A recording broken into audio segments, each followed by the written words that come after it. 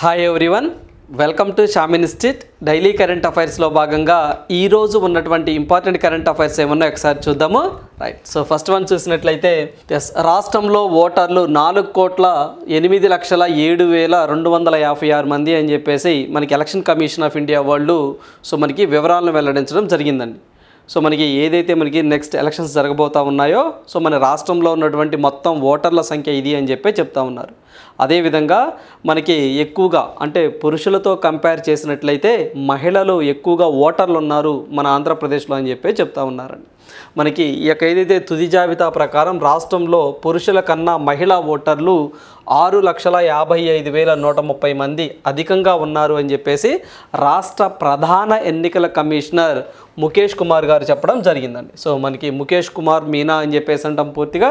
So మీరు పిక్లో చూస్తున్నారు, ఈతనే మన రాష్ట్ర ప్రధాన ఎన్నికల అధికారి అండి, ముఖేష్ కుమార్ మీనా అని చెప్పేసి అంటున్నారు. సో మొత్తం రాష్ట్రంలో ఓటర్లు పురుషుల సంఖ్య, సో పురుషులు మనం చూసినట్లయితే మనకి 2,74,322 మంది, మహిళలు చూసినట్లయితే 2,07,29,452 మంది. సో థర్డ్ జెండర్ అండి, వీళ్ళైతే మాత్రం 3,482 మంది. ఓవరాల్గా మనకి ఇంతమంది అండి. సో మనకి 4,08,07,256 మంది ఉన్నారు అని చెప్పేసి మనకి తుది జాబితాలో నిర్ణయించడం జరిగింది. అయితే మన ఆంధ్రప్రదేశ్లో ఏ జిల్లాలో అంటే మొత్తం 26 జిల్లాలలో ఏ జిల్లాలో ఎక్కువగా ఓటర్లు ఉన్నారు సార్ అంటే కర్నూలు జిల్లాలో ఉన్నారండి. సో ఎక్కువగా కర్నూలు జిల్లాలో ఉన్నారు. సో అత్యధికంగా కర్నూలు జిల్లాలో ఎంతమంది సార్ కర్నూలు జిల్లాలో ఓటర్లు అంటే 20,16,396 మంది అండి. సో కర్నూలు తర్వాత అనంతపురం. అంటే ఈ యొక్క ఫిగర్స్ ఏవైతే ఉంటాయో అవి జస్ట్ మనకి ఆప్షనలే, మ్యాండేటరీ మాత్రం ఖచ్చితంగా డిస్ట్రిక్ట్స్ని గుర్తుంచుకోండి. First Kurnool, second Anantapuram, third Visakhapatnam. ఇవి టాప్ 3లో ఉన్నాయి, అంటే అత్యధిక ఓటర్లు కలిగినటువంటి జిల్లాల జాబితాలో ఉన్నాయి. సో కర్నూలు అయితే మాత్రము 20,16,396, అనంతపురం వచ్చేసరికి 19,96,637, విశాఖపట్నం అనేది 19,46,224 మంది ఓటర్లు ఉండడం జరిగింది. మరి అతి తక్కువ ఓటర్లు ఉన్నటువంటి జిల్లాలు ఏమున్నాయి సార్ అంటే అతి తక్కువ అల్లూరి సీతారామరాజు జిల్లా అని చెప్పేసి ఇక్కడ 7,61,538 మంది ఓటర్లు ఉన్నారండి. ఆ తరువాత పార్వతీపురం మాన్యం జిల్లా అని చెప్పేసి 7,77,764 అండి. సో ఇది తర్వాత తక్కువగా ఉన్నది. మరి మనం చూసినట్లయితే శ్రీకాకుళం ఒకటి అండ్ ప్రకాశం జిల్లా, ఈ 2 జిల్లాలు మినహా అన్ని జిల్లాలలో కూడా పురుషుల కంటే మహిళా ఓటర్లు ఎక్కువగా ఉండడం జరిగింది. అలా మొత్తం ఎక్కువగా ఎంతమంది ఉన్నారు సార్ అంటే 6,55,130 మంది మహిళా ఓటర్లు ఎక్కువగా ఉండడం జరిగింది. సో ఇలా ఓవరాల్గా మనం గుర్తుంచుకోవాల్సింది కర్నూలు, అనంతపురం, విశాఖపట్నం ఎక్కువగా ఓటర్లు కలిగినటువంటి జిల్లాలు. అతి తక్కువ అయితే మాత్రం అల్లూరు సీతారామరాజు, ఆ తర్వాత పార్వతీపురం మాన్యం. అదేవిధంగా ఏదైతే పురుషులు మహిళలు ఓటర్లు ఏ రాష్ట్రంలో ఎక్కువగా అంటే వాళ్ళ కంపారిజన్ చేసినప్పుడు ఒక శ్రీకాకుళం, ప్రకాశం మినహా అన్ని జిల్లాలలో పురుషుల కాడికి మహిళా ఓటర్లే ఎక్కువగా ఉన్నారు అని చెప్పేసి మనకి ఎలక్షన్ కమిషన్ ఆఫ్ ఇండియా చెప్పడం జరిగింది. Please remember that. సో అయితే మనకి స్టేట్కి సంబంధించిన ప్రధాన ఎన్నికల అధికారి అండి ముఖేష్ కుమార్ మీనా.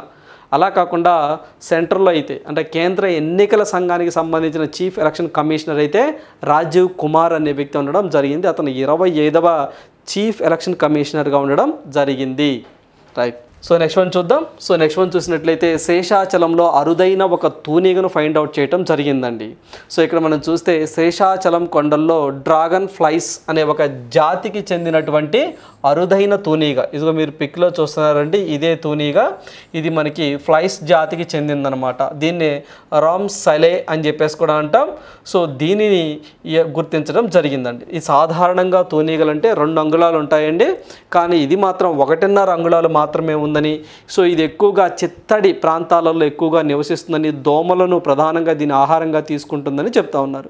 అదేవిధంగా ఇక్కడ మనకి శేషాచలం అడవులు వచ్చినాయి కాబట్టి మనకి శేషాచలం హిల్స్ని 2010వ సంవత్సరంలో అండి. సో మనం చూసినట్లయితే 2010వ సంవత్సరంలో శేషాచలం శేషాచలం కొండలు లేదా శేషాచలం హిల్స్ అని చెప్పేసి అంటామండి. వీటిని బయోస్ఫియర్గా డిక్లేర్ చేయటం జరిగింది. ఎన్నవ బయోస్ఫియర్గా? 17th 17వ బయోస్ఫియర్గా డిక్లేర్ చేయటం జరిగింది. ఎప్పుడు సార్? 2010లో డిక్లేర్ చేయటం జరిగిందండి. అయితే మొత్తం మన భారతదేశంలో ఉన్నటువంటి బయోస్ఫియర్స్ ఎన్ని ఉన్నాయి సార్ అంటే ఇప్పటి వరకు 18 ఉన్నాయండి. సో లాస్ట్ది 18వది ఏంటి సార్ అంటే పన్నా బయోస్ఫియర్ అని చెప్పేసి మనకి మధ్యప్రదేశ్లో ఉంటుంది. సో గుర్తుంచుకోండి, లాస్ట్గా డిక్లేర్ చేసింది దీన్ని. అయితే ఈ యొక్క శేషాచలం కొండలు అనేవి చిత్తూరు అండ్ కడప, ఏంటంటే చిత్తూరు అండ్ కడప, సో ఈ జిల్లాలలో విస్తరించి శేషాచలం కొండలు ఉన్నాయి. ఇక్కడ ఎక్కువగా ఎర్రచందనం ఎక్కువగా లభ్యమవుతూ ఉంటుంది, మీ అందరికీ తెలిసిందే. సో అందువల్ల ఆ తూనీగతో పాటుగా దీన్ని ఎప్పుడు బయోస్ఫియర్గా గుర్తించారు, ఎన్నో బయోస్ఫియర్గా గుర్తించారు, అదేవిధంగా ఏ రాష్ట్రాల్లో ఈ యొక్క కొండలు విస్తరించి ఉంటాయి, ఇవి కూడా మనం జాగ్రఫికల్ పాయింట్ ఆఫ్ వ్యూలో కవర్ చేయాల్సినటువంటి అంశాలు. రైట్. సో నెక్స్ట్ వన్ చూద్దాం. సో నెక్స్ట్ వన్ చూసినట్లయితే నేడు శంబర పోలమాంబ సిరిమానోత్సవం అని చెప్పేసి మరొకసారి జాతీయ పండుగల్లో భాగంగా అంటే మనకి రాష్ట్ర పండుగల్లో భాగంగా అండి. సో రాష్ట్ర పండుగల్లో భాగంగా మనకి పోలమాంబ జాతర అనేది వార్తల్లోకి రావడం జరిగిందండి. ఉత్తరాంధ్ర ప్రజల ఇలవేల్పు, మనకి ఉత్తరాంధ్రలో ఎక్కువగా మనకి ఏదైతే మనకి అల్లూరు సీతారామరాజు జిల్లా, సో అటు సైడు మనకి ఎక్కువగా ఈ యొక్క అమ్మవారిని పూజిస్తూ ఉంటారండి. సో ఇది మనకి శబర పోలమాంబ అమ్మవారి జాతర లేదా సిరిమానోత్సవం అని చెప్పేసి కూడా అంటూ ఉంటారనమాట. సో అయితే ఇది మనకి పార్వతీ, ఇందులో మనం డిస్కస్ చేసినట్టు పార్వతీపురం మాన్యం జిల్లా మక్కో మండలం శబర గ్రామంలో జరిగే పోలమాంబ సిరిమానోత్సవాన్ని తిలకించేందుకు మన రాష్ట్రంతో పాటు పక్కన ఒడిషా, సో ఛత్తీస్గఢ్, సో ఇలాంటి రాష్ట్రాల నుంచి కూడా భక్తులు తరలి వస్తారు అని చెప్పేసి సుమారుగా 3 లక్షల మంది భక్తులు తరలి వస్తారని అధికారులు అంచనా వేయడం జరిగిందండి. సో మనకి 2023 జనవరిలో కూడా మనం దీనికి సంబంధించి డిస్కస్ చేశామండి. ఈ యొక్క జాతరకి సో మనకి 3 లక్షల మంది భక్తులు వస్తారని, ఒడిశా, ఛత్తీస్గఢ్ రాష్ట్రాల నుంచి కూడా ఈ యొక్క ఈ సిరిమానోత్సవానికి వస్తారని చెప్పేసి డిక్లేర్ చేశాం. సో దీనినే మనకైతే పోలమాంబ సిరిమానోత్సవాన్ని, ఈ యొక్క జాతరని రాష్ట్ర పండుగగా కూడా రాష్ట్ర ప్రభుత్వం డిక్లేర్ చేయటం జరిగింది. Please remember that. సో మరి ఇలాంటి మనము ఏవైతే ఫెస్టివల్స్ అని చెప్పేసి అంటామో, పండుగలు అంటామో, మన ఆంధ్రప్రదేశ్లో ఇటీవల కాలంలో చూసినట్లయితే మనకి రొట్టెల పండుగ అని చెప్పేసి అంటామండి. స్వర్ణాల చెరువు దగ్గర ఆంధ్రప్రదేశ్లో నెల్లూరులో జరుగుతూ ఉంటుందండి. సో బారా షాహీ దర్గా దగ్గర జరుగుతుందని డిస్కస్ చేసాం. అదేవిధంగా బ్రహ్మోత్సవాలు అని చెప్పేసి మనకి తిరుమల తిరుపతి దేవస్థానం, సో వారు నిర్వహిస్తూ ఉంటారు బ్రహ్మోత్సవాలు అని చెప్పేసి. అదేవిధంగా మనకి ఉగాది ఫెస్టివల్ కూడా బాగా ఫేమస్ అండి. అదేవిధంగా పైడి తల్లి అమ్మవారి జాతర అని చెప్పేసి విజయనగరం జిల్లాలో బాగా ఫేమస్ అండి. అది కూడా మనము ఇలాంటి దాంట్లో మనం డిస్కస్ చేయొచ్చు అనమాట. ఓకేనా, పైడి తల్లి అమ్మవారి జాతర. అదేవిధంగా అప్పన్న స్వామి అని చెప్పేసి మనకి గిరి ప్రదక్షిణ అని చెప్పేసి అంటారండి. అది మనకి విశాఖపట్నంలో సో సెలబ్రేట్ చేస్తూ ఉంటారు. సో ఇలాంటివి మన కల్చరల్లో భాగంగా మనం చదువుకోవాలండి. సో అడుగుతూ ఉంటారు, సో ఏదైతే పోలమాంబ సిరిమానోత్సవమును ఏ జిల్లాలో ఎక్కువగా ఫేమస్గా ఉంటుంది దీని అంటే మనకి పార్వతీపురం మాన్యం జిల్లా అని చెప్పేసి గుర్తుంచుకోండి. రైట్. సో నెక్స్ట్ వన్ చూద్దాం. సో నెక్స్ట్ వన్ చూసినట్లయితే వైభవజ్వాల ప్రాణప్రతిష్ఠ. సో నిన్న నరేంద్ర మోదీ గారు మనకి ఏదైతే 22వ తారీఖున అయోధ్య రామాలయంలో సో మనకి రామ్ లల్లా దర్శనంను ప్రారంభించడం అంటే దాన్ని సంబంధించినటువంటి ఆవిష్కరణ అనేది జరగడం జరిగిందండి. సో ఇది మోడీ గారి చేతుల మీదుగా జరిగిందని చెప్పేసి సో ఏదైతే మనకి ఇక్కడ ఏదైతే అయోధ్యలో కూడా నిన్న మంచి ఇది ఒక ఘట్టంగా జరిగిందని చెప్పేసి చెప్పడం జరిగిందండి. సో దీనికి సంబంధించి నిన్నటి కరెంట్ అఫైర్స్లో కూడా మనం డిస్కస్ చేసామండి. మొత్తం 3 అంతస్తులో నిర్మించారని, సో మొత్తం ఒకటి 51 అంగుళాల సో మనకి బాలరాముడి యొక్క విగ్రహాన్ని సో మనకి ఆవిష్కరించబోతున్నారని మన నిన్నటి కరెంట్ అఫైర్స్లో మనం డిస్కస్ చేసాం. అదేవిధంగా ఈ యొక్క ఏదైతే మనకి రామ మందిరానికి సంబంధించిన పూర్తి సమాచారం కూడా నిన్న మీకు పీడిఎఫ్ రూపంలో అందించడం జరిగిందండి. సో మనకి దీనికి సంబంధించిన పూర్తి సమాచారం మీకు పీడిఎఫ్లో అందించడం జరిగింది. సో ఆ యొక్క టెంపుల్కి సంబంధించినటువంటి కలశాం కానివ్వండి, అది ఏ శైలిలో కట్టారని కానివ్వండి, ఎవరు కట్టారని కానివ్వండి, బిల్ట్ బై, ఇవన్నీ కూడా మీకు పీడిఎఫ్ రూపంలో నేను అందించడం జరిగింది. సో అదొకసారి 1-2 సార్లు చదువుకుంటే సరిపోతుంది. రైట్. సో మరి దీనికి సంబంధించి మనం చెక్ లిస్ట్లో చూద్దామండి. సో దీన్ని నాగర శైలిలో నిర్మించారని చెప్పేసి అన్నాం కదా, దానికి సంబంధించి ఫర్దర్గా చూద్దాం. రైట్. సో నెక్స్ట్ వన్ చూద్దాం. సో నెక్స్ట్ వన్ చూసినట్లయితే కోటి ఇళ్లకు సౌర విద్యుత్ అని చెప్పేసి నరేంద్ర మోదీ గారు నిన్న అయోధ్యలో, సో ఈ అయోధ్య టెంపుల్ని ప్రారంభించిన తర్వాత అంతా కార్యక్రమం అయిపోయిన తర్వాత నరేంద్ర మోదీ గారు సో ఢిల్లీలో ఒక ప్రకటన చేయడం జరిగింది. ఏమని, దేశంలో రానున్న రోజుల్లో 1 కోటి గృహాలకు సౌర విద్యుత్ సౌకర్యాన్ని మేము కల్పిస్తాము అని చెప్పేసి నరేంద్ర మోదీ గారు ఒక స్టేట్మెంట్ ఇవ్వడం జరిగిందండి. సో దీనికోసము ఒక స్కీమ్ని మేము తీసుకొస్తామన్నారండి. ఏంటి సార్ అదంటే ప్రధానమంత్రి సూర్యోదయ్ యోజన. సో చాలా ఇంపార్టెంట్ అండి ఎగ్జామ్ పాయింట్ ఆఫ్ వ్యూలో.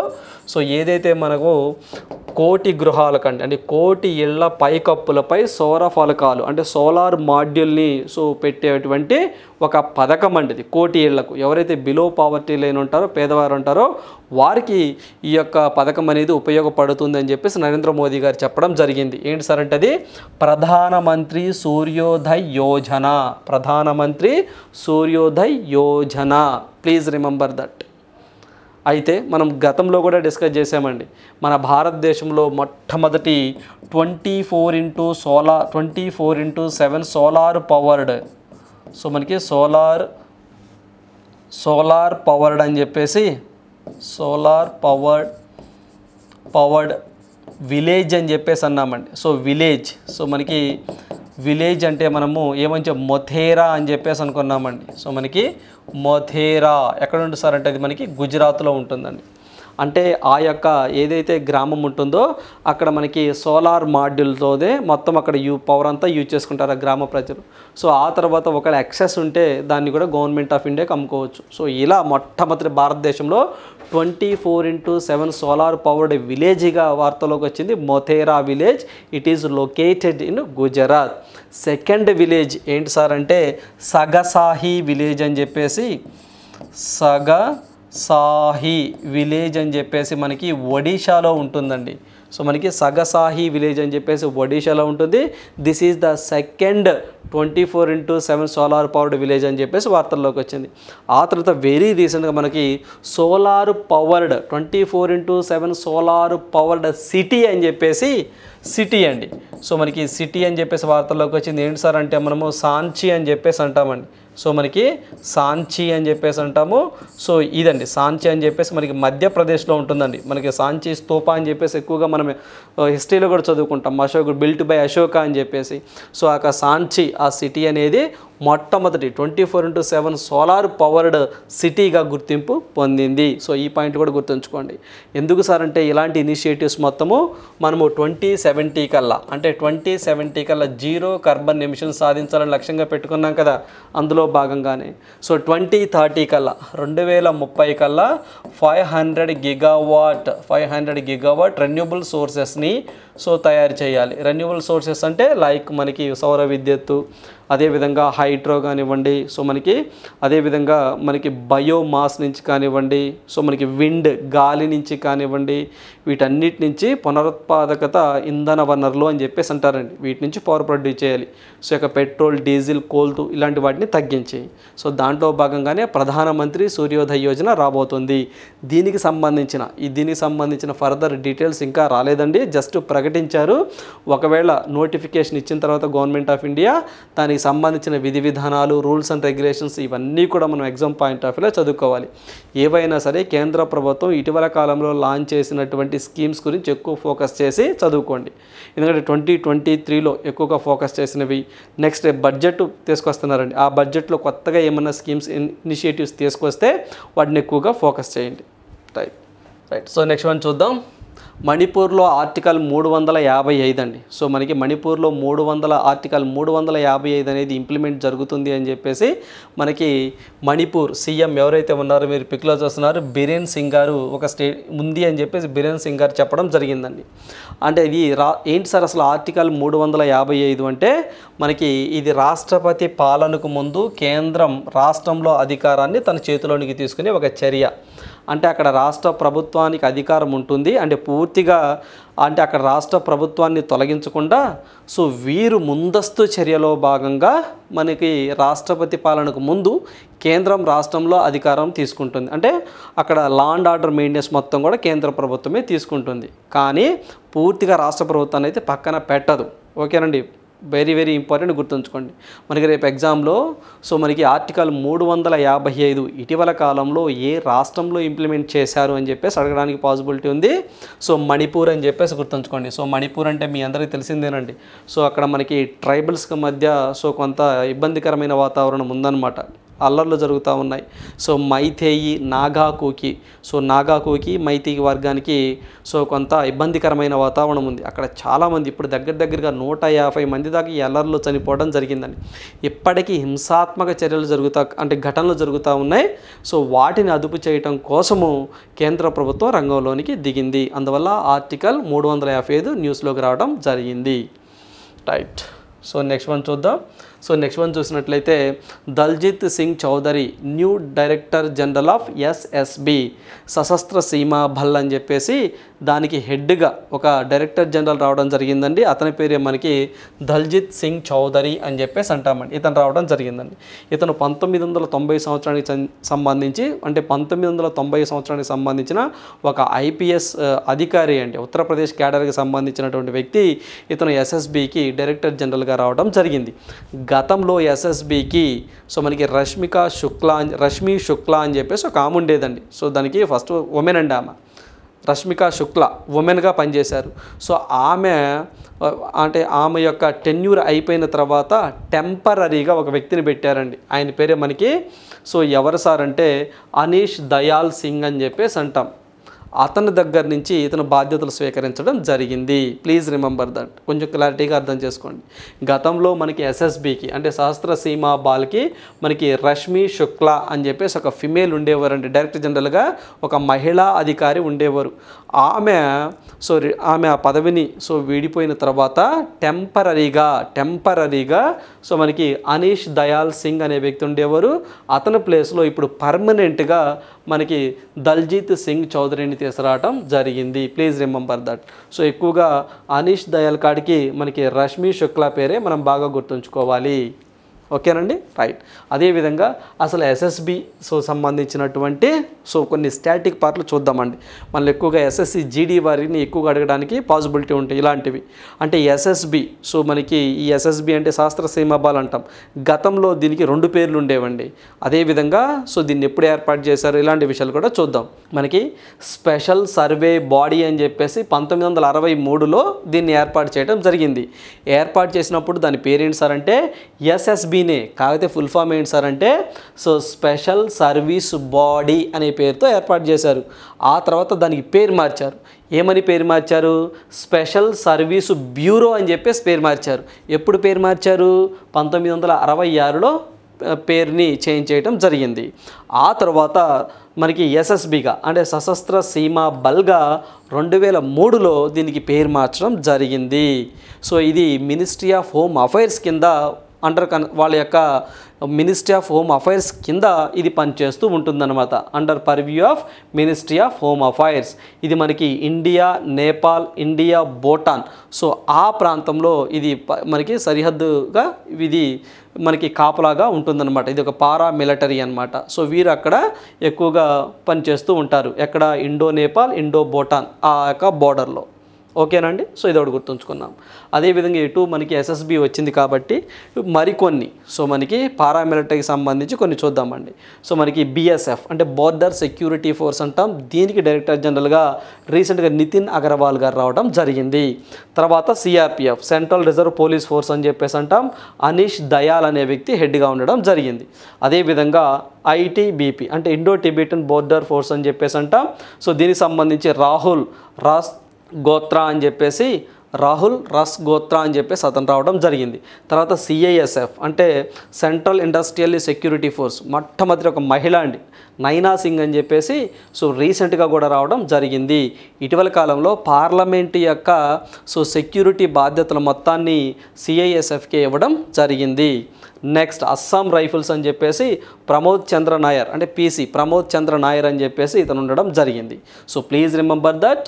సో మనకి ఓన్లీ సహస్ర సీమా బాల్ దల్జిత్ సింగ్ చౌదరి కాకుండా ఏవైతే BSF, CRF and ITBP, CISF, Assam rifles వీటి యొక్క డైరెక్టర్ జనరల్ కూడా పేర్లు మనం తెలుసుకోవాలి. ఇవన్నీ కూడా మనకి మినిస్ట్రీ ఆఫ్ హోమ్ అఫైర్స్ కిందే పనిచేస్తాయి. Please remember that. Right. So next one చూద్దాం. సో నెక్స్ట్ వన్ చూసినట్లయితే central government launches Anuvadini app. So మనకి మినిస్ట్రీ ఆఫ్ ఎడ్యుకేషన్ వారు ఒక యాప్ని తీసుకురావడం జరిగిందండి. ఏంటి సార్ అంటే అది అనువాదిని అనే ఒక ప్లాట్ఫామ్ని తీసుకురావడం జరిగింది. సో ఇది మనకి ఎందుకు సార్ ఈ యొక్క యాప్ ఉపయోగపడుతుంది అంటే, సో ఏదైతే మనకి study material available for all courses under the school and higher education digitally all 22 languages listed in schedule 8 of the Indian constitution. మన భారత రాజ్యాంగం 8వ షెడ్యూల్లో గుర్తించిన మొత్తం 22 భాషల్లోనికి ఉన్నటువంటి స్కూల్ బుక్స్ అండి, లైక్ ఇంగ్లీష్ మీడియం కానీ హిందీ భాషలు ఇవన్నీ కూడా ఆయా రీజనల్ భాషల్లోనికి సో డిజిటల్గా ట్రాన్స్లేషన్ చేయటం, అనువాదం చేయటం. సో దానికోసము సో ఈ యొక్క ఆర్టిఫిషియల్ ఇంటెలిజెన్స్ బేస్డ్ యొక్క అంటే ఆర్టిఫిషియల్ ఇంటెలిజెన్స్ను ఉపయోగించుకొని ఈ యొక్క అనువాదిని అనే ఒక మొబైల్ అప్లికేషన్ని మినిస్ట్రీ ఆఫ్ ఎడ్యుకేషన్ వారు 2027 కల్లా మేము తీసుకొస్తాము అని చెప్పేసి ఒక ఇనిషియేటివ్స్ని తీసుకురావడం జరిగింది. ఎప్పటికల్లా ఇది అవైలబిలిటీకి వస్తుందంటే పూర్తిగా 2027 కల్లా పూర్తిగా అందుబాటులోనికి వస్తుంది అని చెప్పేసి మనకి చెప్పడం జరిగింది. సో ఇందులో మనం డిస్కస్ చేసినట్టు Anuvadini is a voice and document AI అంటే ఆర్టిఫిషియల్ ఇంటెలిజెన్స్ ట్రాన్స్లేషన్ టూల్ అని చెప్పి చెప్పొచ్చు అనమాట. అంటే అది మనకి వాయిస్ రికగ్నైజేషన్ కూడా ఇస్తుందండి. సో మనకి ఏ భాషలో అయినా సరే మొత్తం 22 భాషల్లో అంటే కొన్ని ఇంజనీరింగ్ కానివ్వండి, మెడిసిన్ కానివ్వండి, ఇలాంటి ఓన్లీ ఇంగ్లీష్లోనే ఉంటాయండి బుక్స్. సో వాటిని మొన్న 22 లాంగ్వేజెస్ అంటే రాజ్యాంగం గుర్తించిన మొత్తం 22 లాంగ్వేజెస్లోనికి సో ఈ యొక్క అనువాదిని అనేది ట్రాన్స్లేషన్ చేస్తుంది, అనువదిస్తుంది. సో దానివల్ల అందరికీ ఇన్ఫర్మేషన్ యాక్సెస్ అవుతుందని చెప్పి చెప్తున్నారు. ఎందుకు సార్ అంటే ప్రధానంగా రీజనల్ లాంగ్వేజెస్ని ప్రోత్సహించాలనే ఉద్దేశంతో దీన్ని తీసుకొస్తున్నాము అని చెప్పేసి మనకి ministry of education, central ministry of education వారు దీన్ని తీసుకురాబోతున్నామని చెప్పేసి చెప్పడం జరిగింది. Please remember that. So next one చూద్దాం. సో నెక్స్ట్ వన్ చూసినట్లయితే జీ సోనీ విలీన ఒప్పందం రద్దు. సో గతంలో మనం డిస్కస్ చేసామండి. గతంలో ఏమని సార్ అంటే జీ అండ్ సోనీ సో ఈ రెండు కూడా మెర్జ్ అయిపోతున్నాయి అని చెప్పేసి డిస్కస్ చేసాం. ఇప్పుడు ఆ ఒప్పందం రద్దయింది అని చెప్పి చెప్తున్నారండి. సో జీ ఎంటర్టైన్మెంట్ ఎంటర్ప్రైజ్తో తమ భారత అనుబంధ సంస్థ కల్వర్ మ్యాక్స్ ఎంటర్ప్రైజ్ సో మనకి కల్వర్ మ్యాక్స్ ఎంటర్టైన్మెంట్ అంటే గతంలో సోనీ పిక్చర్ అని చెప్పేసి పేరుండేదండి. అంటే ఇది జపాన్కి సంబంధించింది. వీళ్ళు కుదుర్చుకున్నటువంటి $10 బిలియన్ అంటే సుమారు 83,000 కోట్ల విలీన ఒప్పందాన్ని రద్దు చేసుకున్నట్లు జపాన్కి చెందిన సోనీ గ్రూప్ ప్రకటించడం జరిగింది. సో గుర్తుంచుకోండి, సోనీ గ్రూప్ సో అది జపాన్కి సంబంధించిందండి. సో ఇది మనకి జీ ఎంటర్టైన్మెంట్ అని సో గతంలో దాన్ని మెర్జ్ చేసుకోవాలని చెప్పేసి ఒప్పందం కుదుర్చుకుంది. బట్ ఇటీవల కాలంలో సో మనకి ఈ ఒప్పందాన్ని కుదుర్చుకోవట్లేదు అని చెప్పేసి ఒక స్టేట్మెంట్ ఇవ్వడం జరిగింది. సో గుర్తుంచుకోండి, రేపు ఎగ్జామ్లో ఏ రెండు మెర్జ్ అవుతాయి ఏంటి అని చెప్పేసి అడుగుతూ ఉంటారు. అదేవిధంగా గతంలో మనం చూసామంటే రిలయన్స్ ఇండస్ట్రీస్ వారు మెట్రోస్ అని చెప్పేసి ఉంటాయి, మీరు చూసే ఉంటారు షాపింగ్ మాల్ అని. సో వాటిని టేక్ ఓవర్ చేసుకోవడం జరిగింది. ఓకేనండి, ఇలా ఏదైనా ఒక కంపెనీ టేక్ ఓవర్ చేసుకున్నప్పుడు ఖచ్చితంగా వాటిని మనం గుర్తుంచుకోవాల్సిందే. మనం చూసాం గతంలో ట్విట్టర్ని కూడా ఎలన్ మస్క్ గారు సో దాన్ని ఎక్స్గా సో పేరు మార్చడం జరిగింది. సో టేక్ ఓవర్ చేసుకొని ఇలా అండి. సో ఇలాంటివి ఏమైనా ఉంటే మెర్జింగ్స్ మనం ఖచ్చితంగా చదువుకోవాల్సిందే. రైట్. సో నెక్స్ట్ వన్ చూద్దాం. సో నెక్స్ట్ వన్ చూసినట్లయితే బ్రిటన్ను వణికిస్తున్న ఇషా తుఫాన్. సో మనకి మరొక తుఫాన్ వార్తల్లోకి వచ్చింది సార్. ఏంటి సార్ అంటే ఇషా తుఫాన్ అని చెప్పేసి అంటామండి. సో ఇది మనకి దగ్గరగా ఈ యొక్క బ్రిటన్కి సంబంధించి అక్కడ ఉన్నటువంటి కొన్ని ప్రాంతాలను కూడా 107 మైళ్ళ వేగంతో పెనుగాలులు వీస్తున్నాయని సో అక్కడ అన్నీ కూడా రవాణా అంతా స్తంభించిందని చెప్పి చెప్తా ఉన్నారు. సో ఇలాంటి తుఫాన్లు వచ్చినప్పుడు డైరెక్ట్గా ఇషా తుఫాన్ అనేది ఇటీవల కాలంలో ఏ దేశాన్ని బాగా ప్రభావాన్ని చూపించింది అని చెప్పేసి అడుగుతారండి. గుర్తుంచుకోండి, బ్రిటన్ అని చెప్పేసి గుర్తుంచుకోండి. సో ఇషా తుఫాన్ బ్రిటన్ అని చెప్పేసి గుర్తుంచుకోండి. మరి ఇటీవల కాలంలో వచ్చినటువంటి కొన్ని తుఫాన్స్ని ఒకసారి చూద్దామండి. ఆల్రెడీ గతంలో మనం డిస్కస్ చేసినవే మీకు ఒకసారి గుర్తు చేసే ప్రయత్నం చేస్తాను. ఎందుకంటే మీరు ఒకసారి అంటే ఇంకొకసారి నేను చెప్పడం వల్ల మీరు ఎక్కడో చదివినట్టుంది కదా అని చెప్పేసి మీకు ఒకసారి రివిజన్ అయినట్టు ఉంటుంది, బాగా గుర్తుంటుంది. సో అందువల్ల మనం గతంలో కూడా డిస్కస్ చేస్తాం, ఇప్పుడు మీకు గుర్తు చేసే ప్రయత్నం చేస్తాను. చూడండి ఒకసారి, ఆల్రెడీ మీ దగ్గర ఉన్న ఇవన్నీ కూడాను. సో మనకి సౌలా తుఫాన్ అని చెప్పేసి అంటామండి. సో ఇది మనకి చైనాని బాగా ప్రభావం చూపించింది. తర్వాత డేనియల్ తుఫాన్ అని చెప్పేసి లిబియాలో రావడం జరిగింది. అదేవిధంగా కనూన్ తుఫాన్ అని చెప్పేసి జపాన్లో రావడం జరిగింది. మనకి మోచా లేదా మోకా తుఫాన్ అంటామండి. సో ఇది మయన్మార్ అండ్ బంగ్లాదేశ్ సో బాగా ఎఫెక్ట్ అవడం జరిగిందండి. సో ఇది మనకి యెమెన్ దేశం అనేది పేరు పెట్టడం జరిగింది. సో దీంట్లో భాగంగానే మనం ఆపరేషన్ కరుణ అని చెప్పేసి చేపట్టి మయన్మార్కి బంగ్లాదేశ్కి మనం హెల్ప్ చేసాం. అదేవిధంగా ఐడాలియా తుఫాన్ సో మనకి అమెరికాలో ఎఫెక్ట్ చూపించింది లాస్ట్ టైం అంటే 2023లో తాలిం తుఫాన్ అని చెప్పేసి హాంకాంగ్ని, చైనాని, వియత్నాంని ఇబ్బంది పెట్టింది. మాండూస్ అని చెప్పేసి తమిళనాడు, పుదుచ్చేరిని బాగా ఇబ్బంది పెట్టడం జరిగిందండి. ఇవన్నీ కూడా మనం గతంలో డిస్కస్ చేయడం జరిగిందండి. సో మనకి మాండూస్ కానీ, తాలిం, ఐడాలియా, మోచా, కనూన్, డేనియల్, సౌలా తుఫాన్. ఇప్పుడు వచ్చేసరికి ఇషా తుఫాన్, బ్రిటన్. Please remember that. ఓకేనండి. సో ఇటు తుఫాన్లు ఇస్తారు, ఇటు కంట్రీస్ ఇస్తారు, మ్యాచ్ ద ఫాలోయింగ్. సో ఇలా కూడా అడుగుతున్న సందర్భాలు ఉన్నాయి. సో అందువల్ల ప్రతిదీ గుర్తుంచుకోవాల్సిందే. ఏదైతే ఈ తాలిం ఉంటుందో ఈ తాలింకి పేరు పెట్టినటువంటి దేశం ఫిలిప్పైన్ కంట్రీ అండి. సో మనకి ఫిలిప్పైన్స్ కంట్రీ వారు పేరు పెట్టడం జరిగింది. Please remember the. మోచా అయితే మాత్రము యెమెన్ కంట్రీ పేరు పెట్టడం జరిగింది. So please remember that. Right. So next one చూద్దాం. సో నెక్స్ట్ వన్ చూసినట్లయితే గిల్కు BCCI అవార్డ్. మీ అందరికీ తెలిసిందేనండి, ఓపెనర్ శుభ్మన్ గిల్ గారండి. సో ఇతను గిల్ గారికి సో BCCI వారు 2023 సంవత్సరానికి సంబంధించి క్రికెటర్ ఆఫ్ ద ఇయర్ అవార్డుని బహుకరించబోతా ఉన్నారు. అట్ ద సేమ్ ఇంకొక ఆయన రవిశాస్త్రి గారు, మీ అందరికీ తెలిసిందేనండి. సో ఇతను కూడా lifetime achievement award, so BCCI lifetime achievement award అందించనున్నారు అని చెప్పి చెప్తా ఉన్నారు. So please remember that. వీళ్ళిద్దరి పేర్లు cricketer of the year BCCI ఎవరు సార్ అంటే శుభ్మన్ గిల్ గారు. లాస్ట్ టైం అనేది 2000 పరుగుల్ని వేగంగా అందుకోవడం జరిగింది ఇతను. ఓకేనండి. తర్వాత వచ్చేసరికి రవిశాస్త్రి గారు సో భారత మాజీ హెడ్ కోచ్గా కూడా పనిచేస్తున్నారు. ఇతనికైతే లైఫ్ టైమ్ అచీవ్మెంట్ అవార్డు ఇవ్వబోతుంది BCCI. ప్రజెంట్ BCCIకి ప్రెసిడెంట్గా రోజర్ బిన్నీ అనే వ్యక్తి ఉండడం జరిగింది. గతంలో గంగూలీ గారు ఉండేవారండి. Right. So checklist. So ఈ చెక్ లిస్ట్ మనం చూసినట్లయితే సో నాగర శైలి. సో మనకి అయోధ్య ఏదైతే మనకి టెంపుల్ ఉంటుందో ఆ టెంపుల్ని ఏ శైలిలో నిర్మించారంటే నాగర శైలిలో నిర్మించారండి. అంటే ఏంటి సార్ ఈ యొక్క నాగర శైలి అంటే సాధారణంగా ఇది మనకి హిస్టరీలో ఉపయోగపడిద్దండి, హిస్టరీలో కూడా ఉంటుంది. ఓకేనండి. సో చాలా ఇంపార్టెంట్ గుర్తుంచుకోండి అండి. సాధారణంగా శిల్పశాస్త్రంలో ఆలయాల నిర్మాణానికి సంబంధించి 3 పద్ధతులు ఉంటాయి. అంటే ఏదైనా ఒక ఆలయాన్ని నిర్మించాలంటే 3 పద్ధతుల్లో నిర్మిస్తారు. వాటిల్లో సో 1 నాగర శైలి, 2 ద్రవిడ శైలి, 3 విసార. ఓకే అండి. నాగర, ద్రవిడ, విసార. సో ఇందులో నాగర శైలి ఎక్కువగా ఉత్తర భారతదేశంలో కనిపిస్తుందండి. ద్రవిడ శైలి దక్షిణాదిలో ఎక్కువగా కనిపిస్తూ ఉంటుంది. ఓకేనండి. అదేవిధంగా నగర శైలిలో భారతీయ సంస్కృతి ఉట్టిపడటమే కాకుండా హిందూ ధర్మానికి దర్పణం పడుతుంది. అంటే హిందూ ధర్మానికి ఉట్టిపడుతూ ఉంటుంది. అందులో అటువంటి కళాత్మక సో మనకి ఆధ్యాత్మికత ప్రతిబింబిస్తూ ఉంటుంది. 5వ శతాబ్దం నుంచి ఈ శైలిలో ఆలయ నిర్మాణం జరుగుతున్నట్లు నిపుణులు చెప్తా ఉన్నారు. ఈ యొక్క నాగర శైలి అనేది 5వ శతాబ్దం నుంచి జరుగుతూ ఉంది అని చెప్పేసి అంటున్నారు. సో ఉత్తర భారతదేశంతో పాటు కర్ణాటకలోనూ ఈ తరహా కట్టడాలు కనిపిస్తూ ఉన్నాయి అంటున్నారండి. చాలా ఇంపార్టెంట్ గుర్తుంచుకోండి. ఉత్తర భారతదేశంతో పాటు కర్ణాటకలోనూ ఈ తరహా కట్టడాలు కనిపిస్తున్నాయి అని చెప్పేసి అంటున్నారు. సో అదేవిధంగా ఏదైతే మనకి గుప్తుల కాలంలో ఈ యొక్క నాగర శైలికి మంచి ఆదరణ లభించింది అని చెప్పి చెప్తున్నారండి. సో వెరీ ఇంపార్టెంట్ చూడండి. అదేవిధంగా నాగర శైలి ఆలయాలలో ఈ యొక్క గర్భగుడి, ఓకేనండి, గర్భగుడి మండపం, ప్రదక్షిణ, పాద, శిఖర, అమలాక, కలశ, అంతరాలు, జగతి అనే భాగాలు ఉంటాయి. అంటే గుళ్ళల్లో అవి యొక్క ప్లేసెస్ అండి. అంటే మన గర్భగుడి అని, మనం ప్రదక్షిణ చేసే ప్రాంతం అని, కలశం అంటే ఆ టెంపుల్ మీద ఉండడం అని, సో ఇవన్నీ కూడా అండి. సో మూల విరాట్ అంటే స్వామివారు ఉండేటువంటి ప్రాంతం అని ఇలా రకరకాల పేరుతో పిలుస్తారు. అలా నాగర శైలిలో ఇలా ఉంటుందన్నమాట. గర్భగుడి, మండపం, సో ఓకేనండి, మండపం అని చెప్పేసి పక్కన ఉంటుందండి సపరేట్గా. సో అని ప్రదక్షిణ చేసానికి ఒక ప్లేసు, ఇలాంటివన్నీ దీంట్లో ఉంటాయంటున్నారు. సో చాలా ఇంపార్టెంట్ గుర్తుంచుకుంటే రేపు ఎగ్జామ్లో నగర శైలిలో భాగంగా కానిది ఏంటి అని చెప్పేసి అడిగినప్పుడు ఇది ప్రదక్షిణ, పాద, శిఖర, అమలక, కలశ, ఓకేనండి, ఇవన్నీ కూడా ఉంటాయండి. అంతరాల, జగతి ఇలా ఉంటాయని గుర్తుంచుకోండి. ఓకేనండి. నెక్స్ట్ గర్భగుడిని జన్మస్థానంగా పరిగణిస్తారు. సో వెరీ ఇంపార్టెంట్ చూడండి. ఇక్కడ గర్భగుడి అన్నామా, సో దీన్ని జన్మస్థానంగా పరిగణిస్తారు. అందుకే అక్కడ విగ్రహాన్ని ప్రతిష్ఠిస్తారు. ఓకేనండి. సో నాగర శైలిలో జగతి పైన ఆలయ నిర్మాణాన్ని చేపడతారు. ఓకేనండి. రైట్.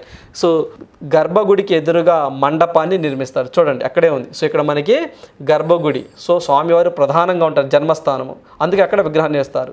జగతి, ఆ జగతి పైనే ఆలయాన్ని నిర్మిస్తారు. ఆ ప్రాంతం ఉంటుంది చూసారా, పర్టికులర్గా ఆ ప్రాంతంలో నిర్మించాలి, దాని మీద నిర్మిస్తారు. తర్వాత మండపం, సో గర్భగుడికి ఎదురుగా ఒక మండపం ఉంటుందన్నమాట. సో అదేవిధంగా గర్భగుడికి పైన ఉంచే గోపురాన్ని శిఖరంగా వ్యవహరిస్తారు. ఓకేనండి. ఇదిగోండి శిఖరంగా ఇక్కడ కూడా వచ్చింది. అదేవిధంగా మేరు పర్వత పర్వత ఆకృతిలో దీన్ని నిర్మిస్తారు. చూడండి, రైట్. నాగరశైలి ఆలయానికి భారీ ప్రహరీ గోడలు, అదేవిధంగా పుష్కరిణి ఉండదు. చూడండి, సో ఇవి పెద్ద పెద్ద గోడలు అలాంటివి ఉండవండి. దానిని బదులుగా ప్రదక్షిణ పదం ఉంటుంది. ఓకేనండి, అంటే ఓవరాల్గా ప్రదక్షిణ అంటే ఒక పెద్ద పెద్ద సో మనకి కారిడార్స్ అని చెప్పొచ్చు, అలాంటివి ఉంటాయండి. శిఖరానికి పైన ఉండే నిర్మాణాన్ని అమలక అంటామండి, అమలక అని చెప్పేసి అంటాం. ఓకేనండి, రైట్. ఆ శిఖరం పైన కలశాన్ని కూడా ఏర్పాటు చేస్తారు. ఓకేనండి, మీరు కలశం అంటే అప్పుడప్పుడు కలశంని కొంతమంది దుండగులు కూడా దొంగలిస్తూ ఉంటారండి, దాంట్లో కొంత మంత్రబలం ఉంటుందని న్యూస్లో కూడా మీరు చూసే ఉంటారు. నెక్స్ట్, నాగర శైలిలో నిర్మించే ఆలయాలలో ఇనుము వాడరు. ఇనుముతో కడితే తుప్పు పట్టి ఆకృతి త్వరగా దెబ్బతింటుందని ఇనుము వాడరండి. అంతా కూడా దీర్ఘకాలం మన్నెల పూర్తిగా శిలలతోనే నిర్మిస్తారు. చూడండి, అంతా కూడా మనకి ఇన్ జనరల్గా హిస్టరీ పాయింట్ ఆఫ్ వ్యూ ఉపయోగపడుతుంది. యాజ్ వెల్ యాజ్ కరెంట్ అఫైర్స్లో భాగంగా మనకి అయోధ్య నిర్మాణం మొత్తం కూడా నాగర శైలిలోనే ఉంది కాబట్టి సో మనకి హిస్టరీ పాయింట్ కవర్ అవుతుంది, కరెంట్ అఫైర్స్ కవర్ అవుతాయి. ఖచ్చితంగా దీని నుంచి ఒక బిట్ ఎక్స్పెక్ట్ చేయొచ్చు మనం. ప్లీజ్ రిమెంబర్ దట్, 1కి 2 సార్లు చదువుకోండి. Right. So question for you, ఈ ప్రశ్న మీకోసమే. ఇది చూసినట్లయితే భారత ప్రభుత్వం ఏ దేశంలో భారత్ పార్క్ అనే ఒక ప్రత్యేక వాణిజ్య జోనును ఏర్పాటు చేయాలని యోచిస్తుంది అంటున్నారండి. ఏంటి సార్ అంటే దట్ ఈస్ యుఏఈ. యుఏఈ అంటే యునైటెడ్ అరబ్ ఎమిరేట్స్ అని చెప్పేసి అంటాం. సో ఆ దేశంలో భారత్ పార్క్ అని ఒక ప్రత్యేక వాణిజ్య జోన్ ఏర్పాటు చేయాలని చెప్పేసి భావిస్తూ ఉంది. Please remember that. యుఏఈ అనగానే మనకి అక్కడ కాప్ సమావేశాలు, COP 20 సమావేశం అక్కడే జరిగింది. రీసెంట్గా మనకి బ్రిక్స్, సో బ్రిక్స్లో కూడా యుఏఈకి మెంబర్షిప్ ఇవ్వటం జరిగింది. రైట్. సో ఇవండి ఈరోజు ఉన్నటువంటి ఇంపార్టెంట్ కరెంట్ అఫైర్స్. సో ప్రతి ఒక్క అభ్యర్థి కూడా ఈ వీడియోస్తో పాటుగా మనం ఏవైతే PDF రూపంలో సో మీకు Telugu medium and English medium so ఏ రోజు కరెంట్ అఫైర్స్ ఆ రోజు మన శ్యామ్ ఇన్స్టిట్యూట్ టెలిగ్రామ్ ఛానల్లో అప్లోడ్ చేయడం జరుగుతుంది. సో దయచేసి ఆ అవకాశాన్ని కూడా ఉపయోగించుకోండి. So thank you, all the best.